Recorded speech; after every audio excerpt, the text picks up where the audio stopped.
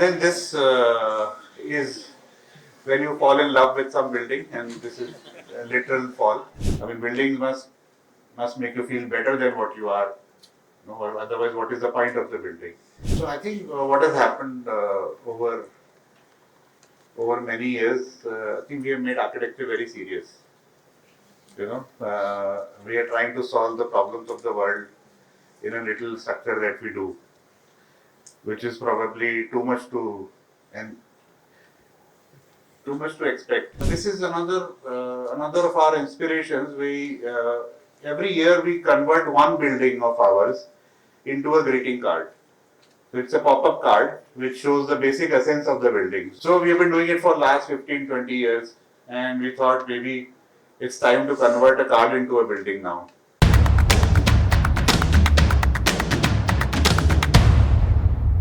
Welcome everyone. We're about to begin an exciting keynote speech by architect Gurjeet Singh Matharoo.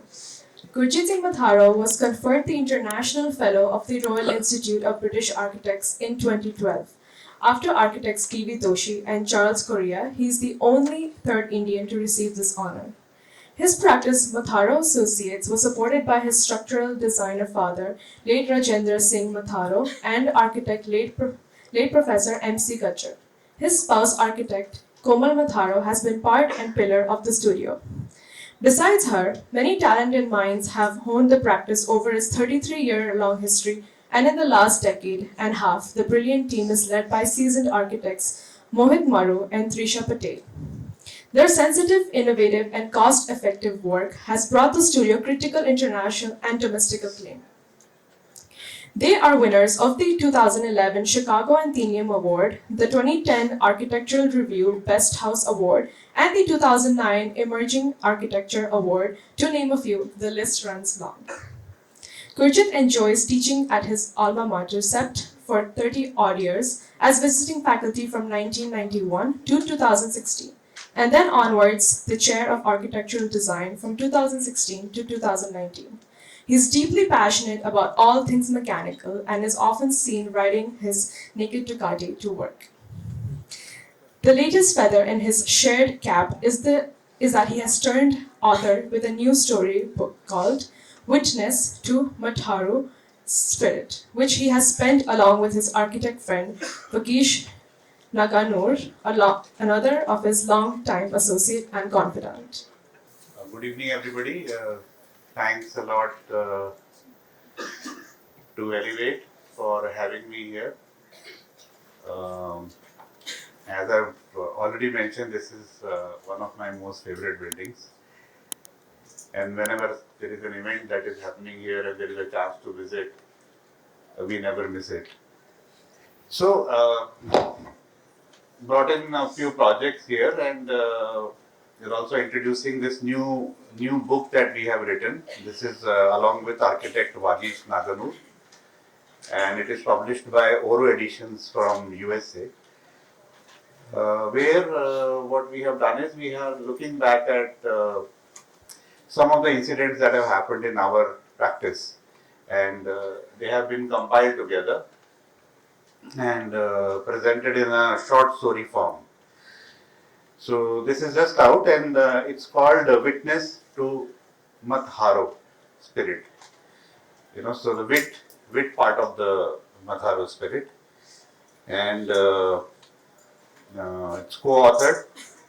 Vagish Naganur, he is not here today, but he is also an alumni of CEPT, like me, and we are good friends, and he is also our landscape architect for most of our buildings. Going further, this is the place, as I said, for one of the events we had done the lighting here in the same building, and that's one picture that remains from that time.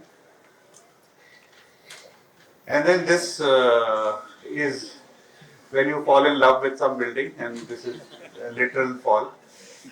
So not only me, this is Lucio Munian. He has penned the foreword for this book, and he's from Mexico. So basically, what do? Some people bow down, and some people, when you see a building like that, then there are no words. to describe. He runs a site, or there is a site called Dying at Important Places in Spanish, and so these are part of that. That's Vagish Naganur, and we have the foreword from V. Raghunathan in this book, who is a professor and an author of many interesting books on India. And he's from IIM, so we share the same city. I mean, he was a professor in IIM for a very long time. Now he's based out of Bangalore. Okay, starting with the presentation. That's the book called Mat-haroo. So there is behind each story there is this little bit of struggle that we are trying to highlight. 6 projects here, so earlier we thought this book should not have any reference to the building. No, they should be standalone stories. But then the feedback has been that you should try and relate so that people at least believe you a bit. So let's see whether it's possible to believe or not to believe. We are interested in automobiles, and again there is one of our products which is displayed in the same building. And we have been doing a lot of automobile and other product design works for last many years. And this has been an inspiration sometimes in the buildings. So that's a vanity one we made for Ajay Devgan a long back.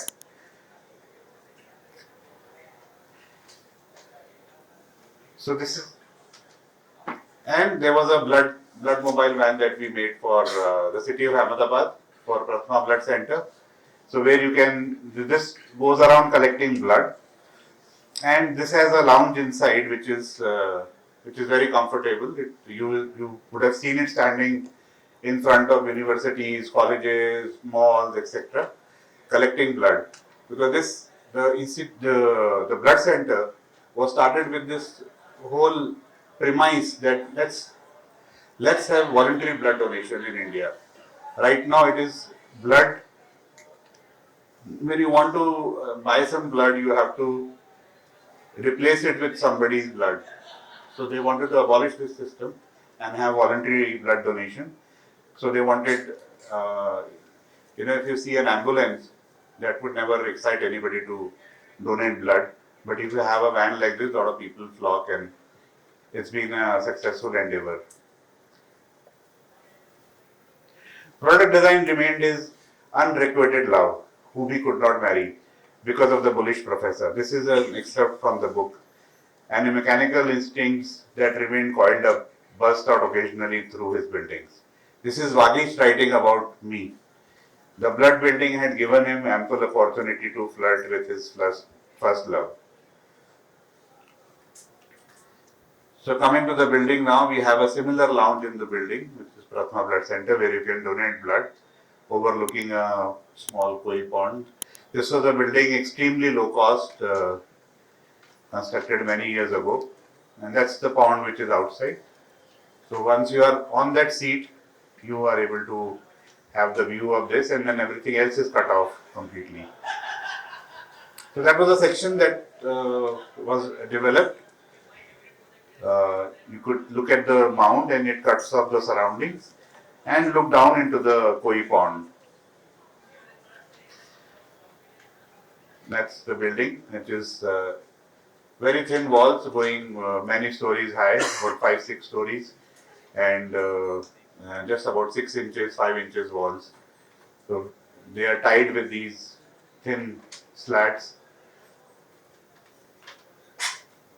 Another view of the same thing, the entrance covered in mounds.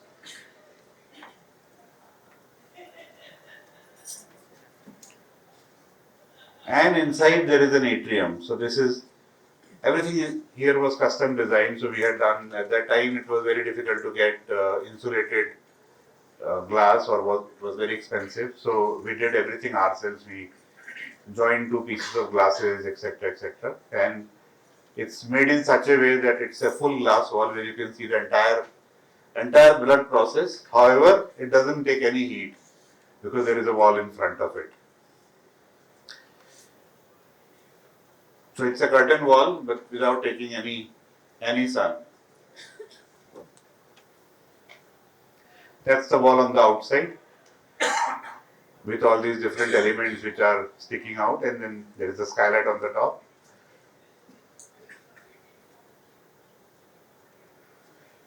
And a lot of experiments that happened with the railing. If you see the railing, it doesn't touch the steps at all. It is supported from the wall. And you have the precast steps, which are each individual pieces put together into a column. So there is a structural column inside this, and the steps are all put, they're inserted from the top. That was the first building. We move on to the next one. So we have been experimenting a lot because in the introduction, if you heard, my father was a structural engineer, and from the very beginning we did many experiments with different kinds of structures. So that is another basis. Like mechanical stuff, we also have structural. This was in 1995, we had built this house because the client wanted some ornament, and we wanted to do the house very plain in concrete. So this was a mixture that happened. We did precast house. Almost there were 100 columns and 100 brackets and so many lintels, etc. So this was a structural experiment that happened, made it look like a Haveli, but using all precast elements. This is cast in situ staircase now, which is held from, the pouring is done from the roof. So you made holes in the roof, and then the liquid concrete is poured, and then it forms this very sleek staircase, which is possible today because of the kind of concrete that we get. So another experiment like that. This is another house in Ahmedabad, which has got very thin frame, steel frame, which is also supporting a slab. So another experiment where you have a space frame on the roof, which is holding the entire structure up. There is a road called the Tata Power Road in Karjat, and there are very interesting houses. And there is a river that flows down, and there are many interesting houses along this road. So we called it Power House. So in the story is about a tree in this entire site, and there was a view. There is a waterfall here, and that's the house. And we positioned the house in such a way that you could get the view of the waterfall right in front. So it was aligned in this manner. Do it now. G was not melodious in the least. Today is Amavasya, sir. We don't touch our tools. No Amavasya for me. Pass me your axe. G almost became Parshurama and made a neck-cutting gesture. No, sir.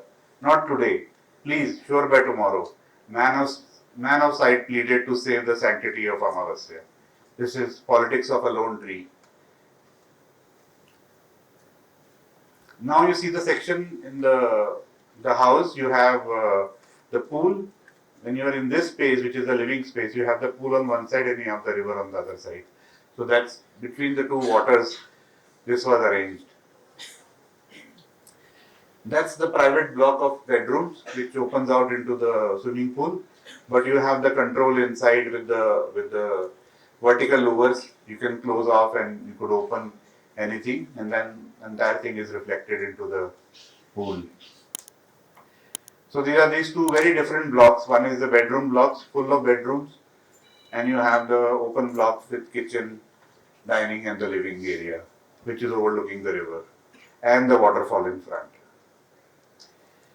That's the view from the side. So basically what is happening is that there is this structural verandile truss which is made into a house. It's supported only on two columns. So this was a structural experiment that happened, and we did the load testing also this on our office trip. Almost the entire office at the cantilever. So you see this column here, and you have the capital, and then this entire thing is cantilevered out on both the sides. Come to the third inspiration that we have. It's basically trying to add some bit of art into the buildings, have some sculptural elements, etc. And there is one sculpture which defies the law of gravity. So the water actually goes up and falls. So we have designed this sculpture. It's a trick only, and this is another one which is done by Rajesh Sagara in one of our buildings, which is an octopus in the swimming pool. So these elements are always apart and try to integrate. This is an outdoor shower in one of the houses in the landscape. So you have this very rough walls like a rock cut, and you have a shower in the rocks. So some sculptural element we try to integrate. This was a project for a temple. These guys came to us in 2015, and they wanted a low-cost temple. So it was very strange that they came to us for a temple. Maybe it was because of the low-cost part of it. And this was a sect which believed in many gods. So there was a big discussion on which god should be in the center stage, which should be the main center. So there were many gods. And finally we were able to convince them to put a shivling in the center. And there was a young priest who was coordinating between us and the high priest. So at least within themselves, G and the young priest had replaced the intended idol of Lord Shiva. So it was decided to put Lord Shiva's idol right in the middle, in the sanctum sanctotum, with a shivling, an abstract sculpture of male and female union to be carved by a free spirited sculptor. So it was decided to get a sculptor who would sculpt this. However, it was found to be very expensive, so we ended up doing it ourselves. And that's the sculpture, which is about 8 tons, a huge shivling, and you have the entire series with the Nandi and the tortoise and everything that is installed in the middle of this temple.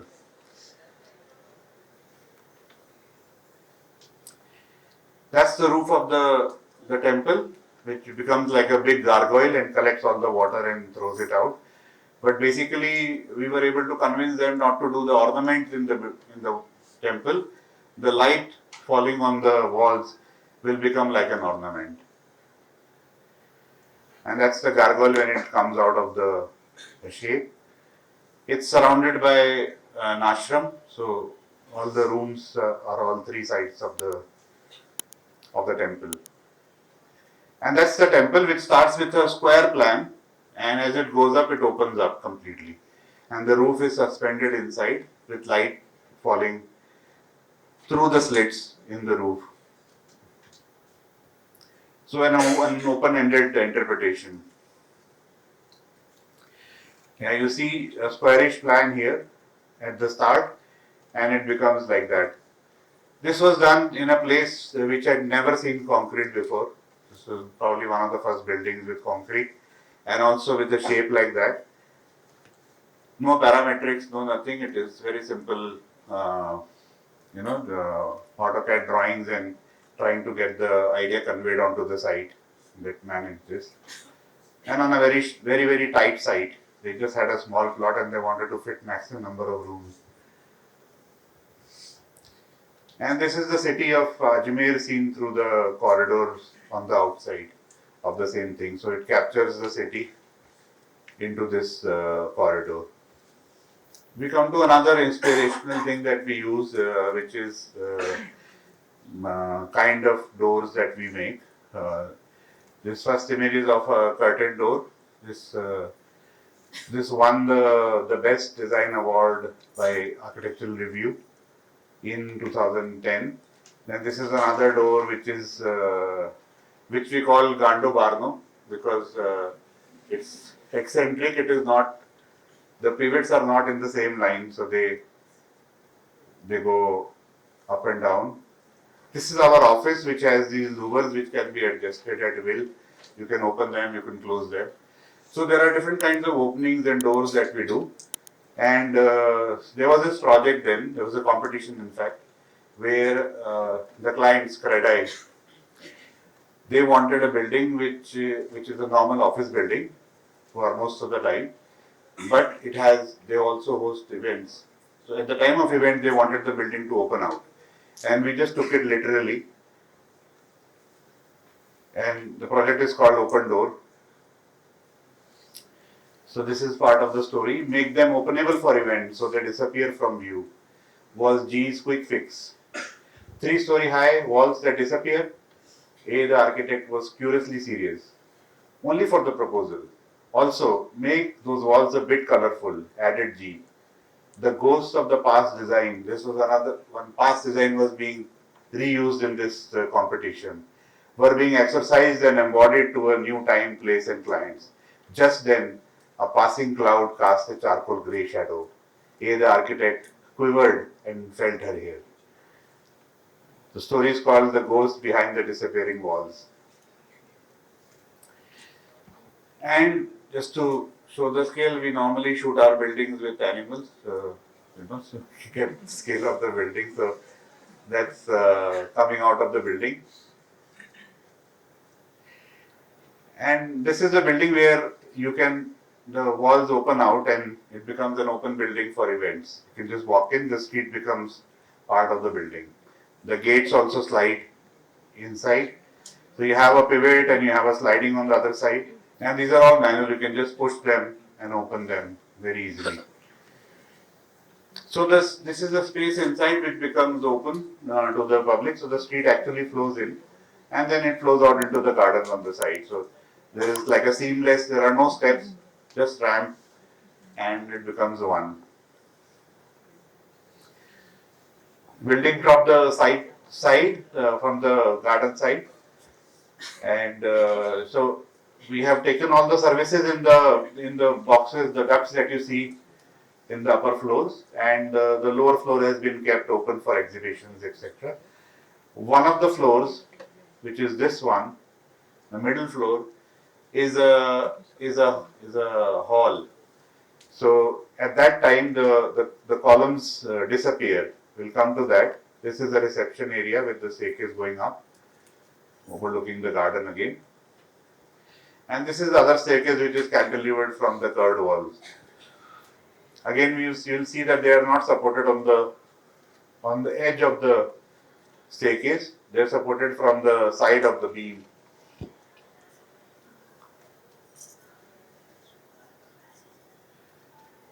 And that's another door that can be opened at the back, which is 3 floors high.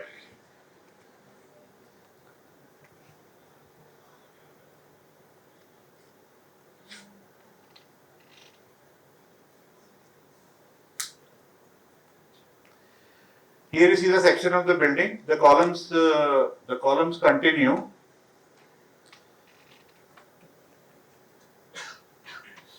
See, the columns come up to here, then they stop, and you get a big hall, and then they start again.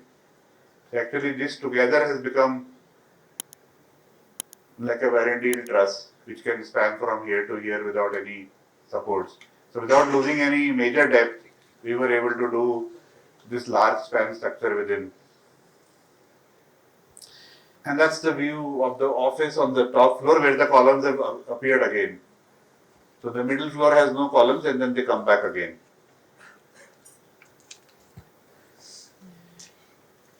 We come to the next chapter, which is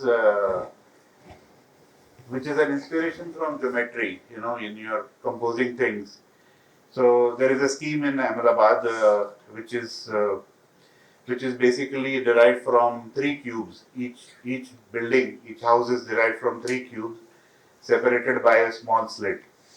And the frustums are cut. You cut them, slice them at 45 degrees to get the slope for the solar panels. Another project where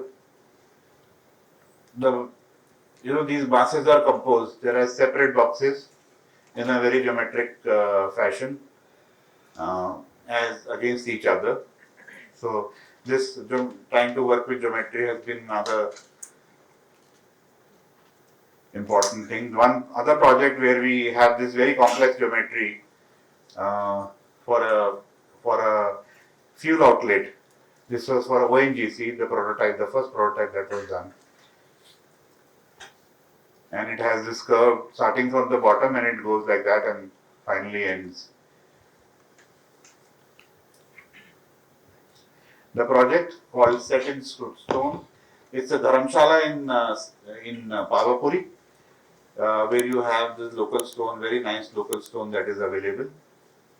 And so we began. We made the entire dharamshala in these very thick walls in the local masonry. And on the other side, you see you have a corridor which is joining. So here, what we had done was, it was a two-story building, and so that you don't get a corridor in front of your room, we lifted the corridor up. So the bottom room, the lower room opens out into this landscape, and from the top also it opens out into the landscape. And if you see this, you will see the staircase, which is the cantilevered stone slabs, which are also cantilevered on the other side just to mark that they are there. And you will see that there is one missing, which is going in the other direction. So there is a rotation here. And this, there is no special funda here. This was the contractor's contribution to the project. So we have a very participatory practice where everybody can contribute. And there is a story. The story is about this water tank.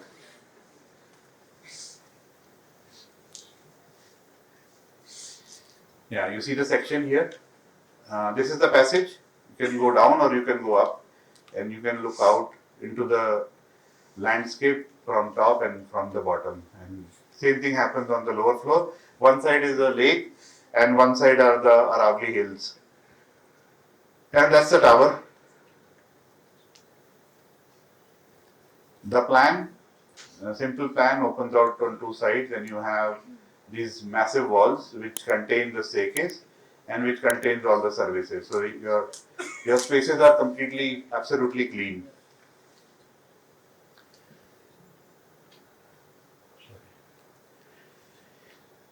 So that's the story. Every time G looks at ugly syntax tanks crowning rooftops, his mouth waters.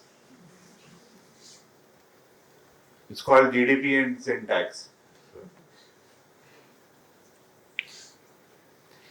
If you see these walls put side by side, we went absolutely geometric. Everything was mathematical because we wanted to use in line with the Jain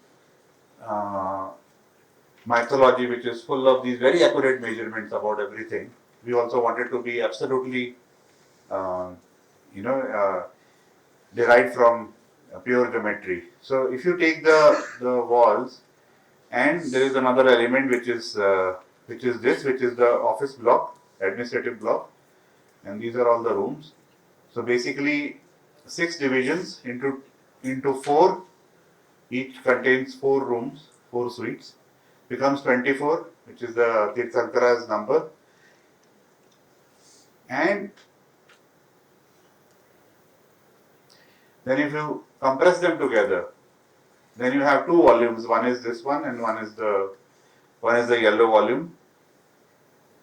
And when the yellow volume is also changed, it forms one of the slabs. So the volume is exactly the same. So it forms, and when you put it all together, it becomes a cube. So the entire mass can be made into one cube, which has been split to make all the spaces. So we say it's all void inside. There is nothing. All the mass is in the walls, and then you are left with nothing inside. And that's the feeling that you get once you are inside, which is basically you have a clean void, nothing that comes in the way. Both sides open.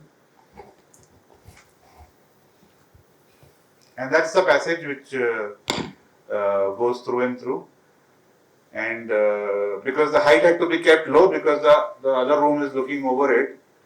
So, and they carry the water the drinking water on their heads. So we had to keep that kind of a space for on top. So we made this round roof on top, polycarbonate. And again in line with shooting with the animals, so they have some 10,000 cows. So they can be circled around in their daily path. You can go around the dharamshala. This is a picture from the Venice Biennale where we were invited to present, to make an installation. And this is this film from Design Owl. This time the theme is free space. So here you see that there are planes which are cut and folded. You know, they are continuous planes. You have different elements. And this is another of our inspirations. We every year we convert one building of ours into a greeting card. So it's a pop-up card which shows the basic essence of the building. So for example, if this is one, then you have another one here, which is basically you use the same piece of paper, but you are cutting, folding. So we have been doing it for last 15-20 years, and we thought maybe it's time to convert a card into a building now. So that's the project that you will see now.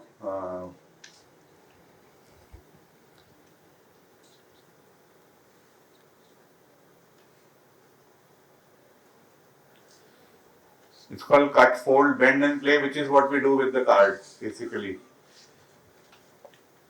So this is a house in Chennai on a very tight site, and where we basically on the ground floor, which is quite small, you don't have many columns or columns or walls coming down. You will see that the walls are staying up. They come from the top, but they don't reach the ground. So structurally quite intensive, but we were able to create a very free flowing space at the lower level, which is the usable level. And you see this entire space, which is basically have the end wall of the house, which is structural, and you have the end wall of the house, which is structural on this side. The rest are more or less floating. And they cut and fold and make all the elements inside. The idea is that, you know, the space above your human occupation, 7 feet or so, is actually, it's available to you for play. You know, you don't have to use it. So that's where all the delight can be created, you know, without hampering the ground, the usable space. Even though he had done it a few times successfully, it always feels like the first time. Same dilemma, same heartbeats. I have seen relationships get sour, diluted or dissolved beyond recognition once he bears. This is Vagish writing about this project and about me in this. Some more images where it is all cut fold element that has been carried all through this idea, and with lot of skylights which bring in the reflected light into the house. And then there is a small courtyard. So this cut fold element also continues into the courtyard, and that is the way that the inside out space is formed. You don't have a clear margin, you don't have a clear line where the inside becomes the outside, except for the glass which is kept for air conditioning. Otherwise the spaces flow out and in. That's the entrance. It was only the corner was open for the entrance. There is no other frontage. All sides it is surrounded by buildings. So it was interesting. Recently this video came out. I would say that this house is that dream that we all saw as a family, and we were not able to describe from it the client side. In a very few generalistic terms. You know, I need an open house. I need the light to flow in, nature to flow in.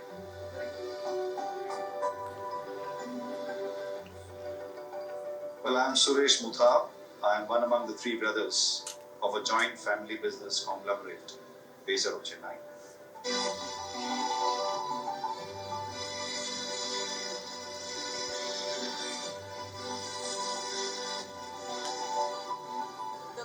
Next, itself gave birth to the courtyard and an inward-facing house. The land is surrounded by an extremely tall residential tower.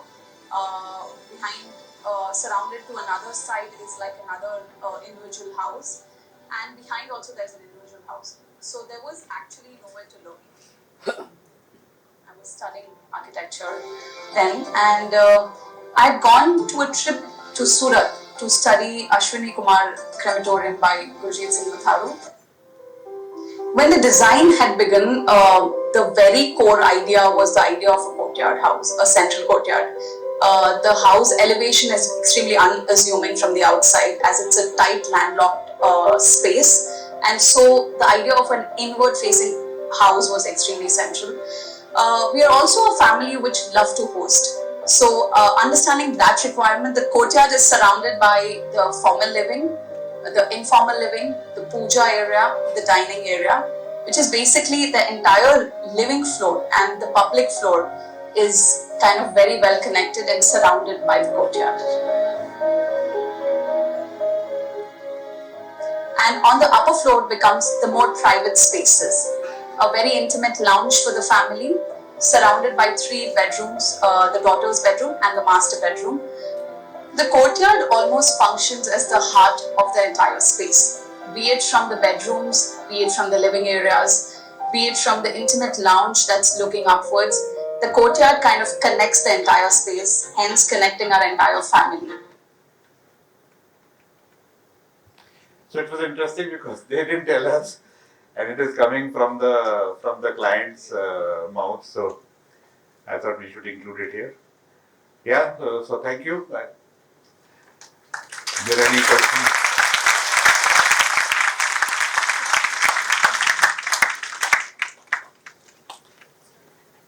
Yeah. We have time for a few questions.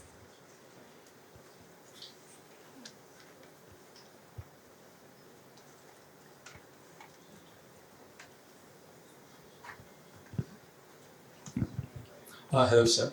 So as part of my research, I've been looking at a lot of your projects, and every time I look at, like, say, the net house or the house with the moving walls, there's always this element of play, and I'm always smiling because of it. And even your recent book with the pun play on Mat-haroo is quite interesting. And so from all these projects, this element of playfulness in your architecture sort of comes out, if I may. So I was wondering, how does this element of play gets incorporated in your design process? And yeah. Yeah, thank you for the question. So I think what has happened over many years, I think we have made architecture very serious. We are trying to solve the problems of the world in a little structure that we do, which is probably too much to expect. So with this burden, when we are working, it becomes almost difficult to do something which is playful, because we are burdened by too much of thought. So we say, because you are trained as an architect, you are living in the society. Of course, these concerns are very much important, but do not start with the concern. You do first, and then think later. Most of the time you will find that the thought was not bad, because it has come from you, it has come from the learned you. So that is the approach we follow. We say, we give it your gut feeling first, what you really feel like. So for example, like building like an open door, they ask for an open building. So we say, okay, here is our open building. It's a very, very straightforward reaction, rather than thinking about many ways in which it can be made or what other concerns it would solve, etc., etc. So I think this element of delight, which is missing out, is what we try to imbibe and also to retain, throughout the design process. So don't let that go. Buildings must must make you feel better than what you are. Or otherwise, what is the point of the building? So I don't know if it answers those questions. The book has some of the tricks that we use, so how we get around it sometimes.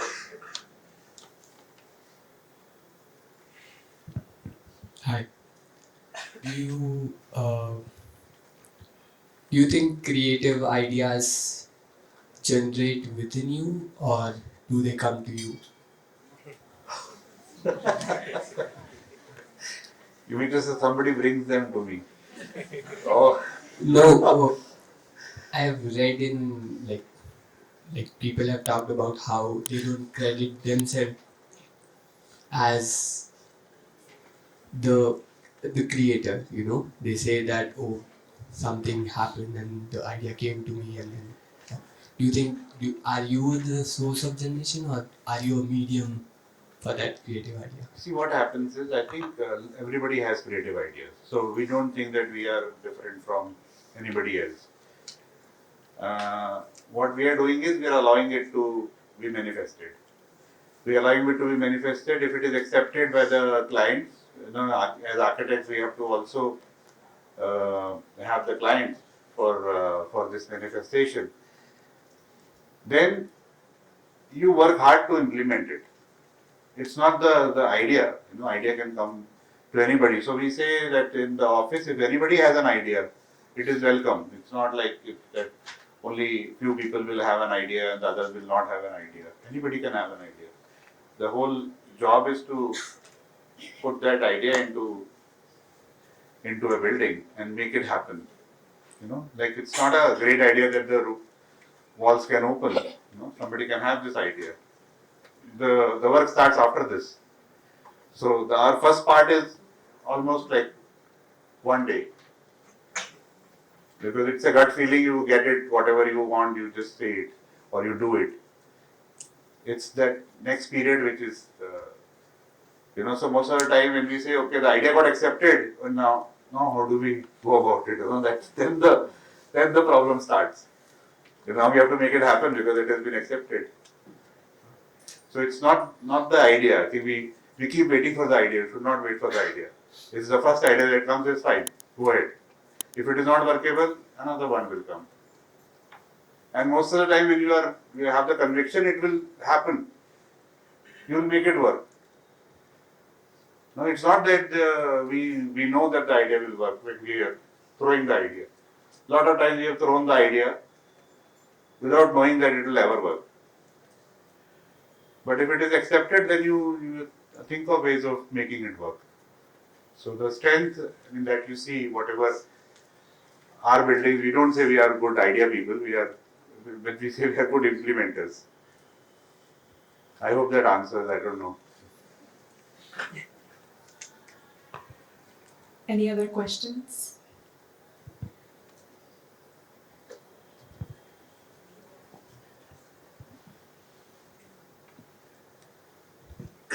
Hello, sir. Hi. Yeah. In August, I got an opportunity to visit Madhusur, actually. So I was inside the building, and I was sitting in an informal living room next to the puja room, and it was not. It was not hot that in that zone. But I went outside. It was around 11 o'clock, 11:30. Probably I felt I'm from Chennai basically, so I know the heat. How was it there? But when I went outside in the living room, I felt the heat. So, I've seen almost all your buildings in the presentation. You have used concrete, but just need to understand, other than concrete, could have been any other material for that climate, you think, or the concrete is the base, or how we can tackle it? Yes. Even you had given courtyard, still I felt the heat there. So I just need to understand more about it. It has very bad heat and humidity in Chennai. So even Ahmedabad. So with concrete, you have to be very careful. The side which takes in heat, you have to deal with that side because it's a dense material like steel. So it will get hot very fast and it will also get cool very fast. So you have to use it in that manner. And now the new thing that we have done since then in the last 3 years is to make insulated concrete. So there is a house that is ready now, where you almost don't need any. It's concrete like it looks, but there is insulation within. Okay. So this experiment we have done, and especially in Chennai, because all the sides there was no heat gain. There was buildings all around. So that is why we could do this concrete. We just had to bring in the light, because the sides are all covered, more or less. There are buildings all on the so it doesn't take the heat at all. Okay. Yeah, but of course, yes, what you are saying, being a dense material, it gets hot very fast. So, like the living areas or the daytime areas, when they get hot, you have to place them in such a way that the bedrooms are shielded for the evening and the living rooms are shielded for the morning. Yeah. So overnight they should get, so that way you can work. But these are houses which also have proper air conditioning. They're not. Yeah, correct. In the bedrooms, Yeah, I didn't feel that, but yeah, in the core, I felt it. So Yeah. I just wanted to understand how in that climate. So you really want to work only with concrete? That is the base material you So find you it just with? saw we was also on steel building one. Yeah, steel building was there. I mean, nowadays there is a lot of CACB blocks coming up and other urban No. materials. We work with all the materials. What happens in concrete is that a lot of buildings are done in concrete, but they don't show it. Okay. Structure because it. So what happens when you are doing the structure part of the building with concrete, you are also getting the enclosure. Otherwise, for structure you use one material which is concrete, and then you have the infill. So you're actually using two materials, so it becomes more expensive. Because your brick is not taking part in the load carrying function. It's only the concrete which is doing it, for example. Okay. So what we try to do, and we have proven, like the Prathama building, that because the walls are also the structure and the walls are also the enclosure. So with some main one material, you are able to do both the functions. Okay. Yeah, so it turns out to be less expensive. And of course, we like concrete. Besides it.